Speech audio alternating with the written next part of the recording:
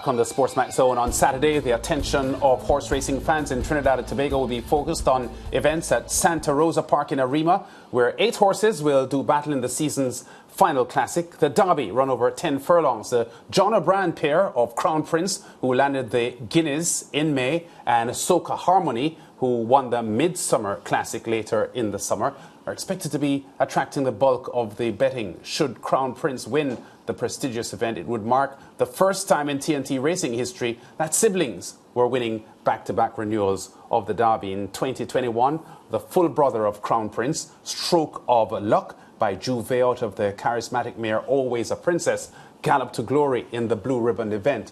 The Chief Executive Officer of the Arima Race Club is Derek DeCaries. He joins us now to preview the event. Derek, welcome to the SportsMax Zone. Great to have you on. I know T&T has been struggling, the racing industry has been struggling in T&T, but the Derby is always a big event, no matter which jurisdiction you're in. So I guess the fans are ready and anxious to see what happens on Saturday.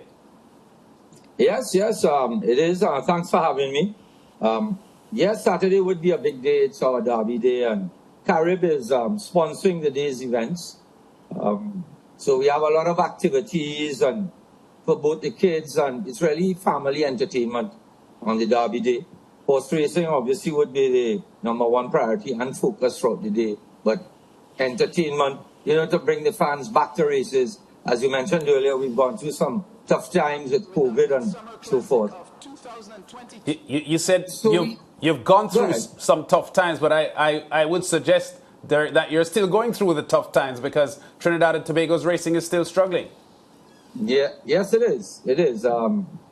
Really what has happened is we have a cash flow issue, and as a result, stakes are not being paid in a timely basis.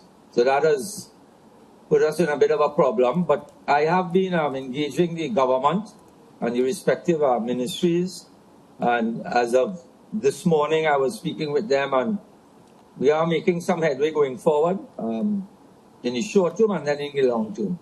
So yeah. I'm optimistic that things will happen. It's just that timing for everything is very important.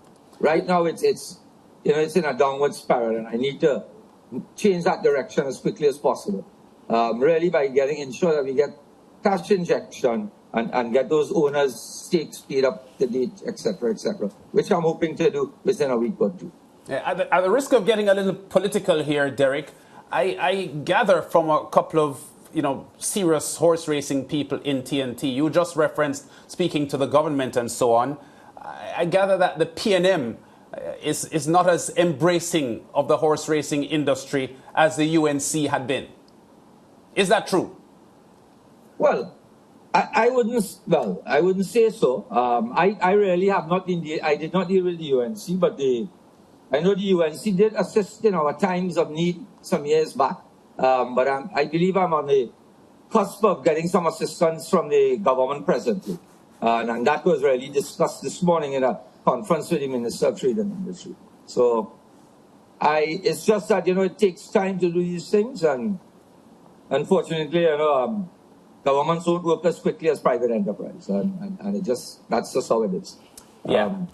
And I think the stark reality is that for Trinidad and Tobago to have racing just twice a month now, as it pretty much has been for the entire year, is a significant step down from what T&T racing usually is at Santa Rosa Park.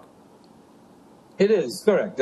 What has happened is that, I don't know if you know, but I took office about 5 months ago. Yes. And what has happened is that basically every race, on a race day, we lose money because the betting handle is not sufficient to cover the stakes and the other race day costs that, would be incurred in running that race day. So what we have done in the interim to reduce our losses is to stagger it, but also the horse population is forcing us in that direction. However, there are a number of revenue-generating initiatives that we are looking at, but as you know, we need money to do most of those initiatives. And a big part of it is also getting access to our land, because there's a lot of land, and once we have access to that land, we can sell part and get cash that would then stimulate back the industry. We have to get horses as well.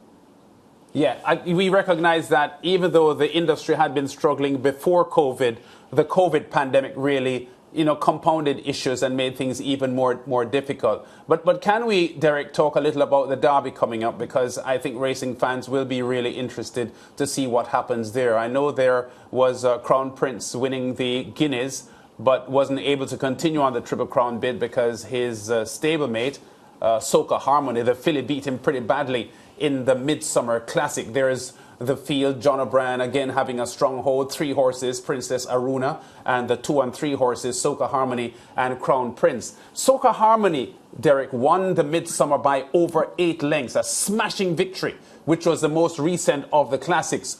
What can Crown Prince do to avenge that loss? I'm not sure, but I think with experience and time, Soca Harmony, I believe, obviously showed significant improvement in the previous race prior to the Midsummer Classic.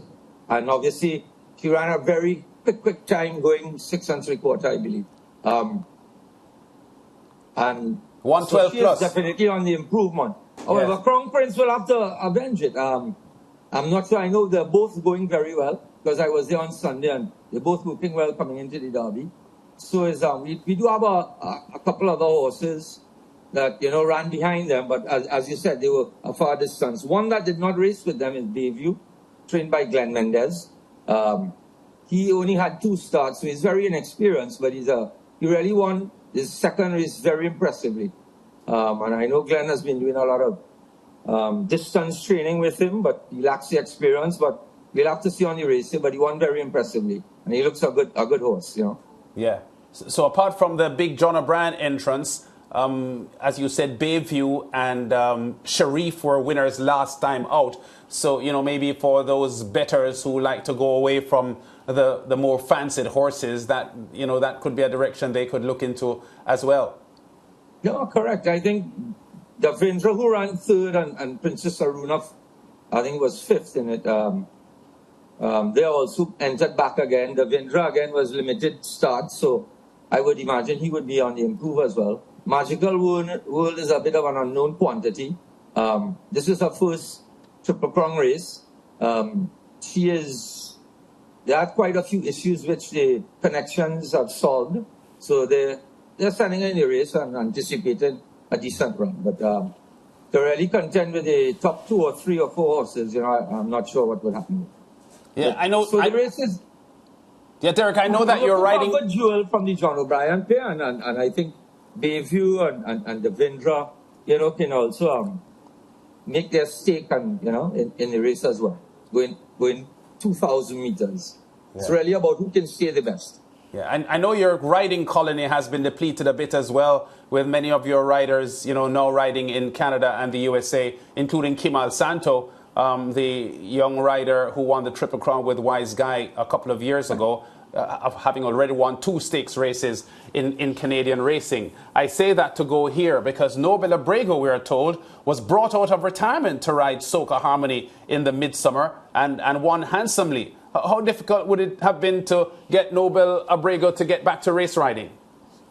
No, he's back actually. Yes. Now as he came back with a bang, so to speak, he is back, and he came back on his own accord. I think his trainer, John O'Brien, and maybe a couple other people obviously would have approached him and encouraged him to come back. But he is back and he's happy. I saw him, as I said, Sunday, and I think it was his birthday. So he's back. He's doing well. He's very happy with what's happening with him. And yet, a lot of it did go abroad. As the racing, sort of took a bit of a downturn. But they are all willing to come back once things pick back up, but they're playing their trade, which we can't, you can't argue with. Yeah. Can you speak quickly? Can you speak quickly, Derek, about the condition of the racetrack? Because I know during the COVID pandemic, the treatment of the track and so on had suffered a bit. Derby is a big day, as I said, in any racing jurisdiction. Can you talk briefly about the track conditions and how good it will be for racing on Saturday at Santa Rosa Park? It would be good. The sand track would be good. We have been having a lot of rain today, yesterday, and before that. So the turf track, I'm not sure if it will be ready.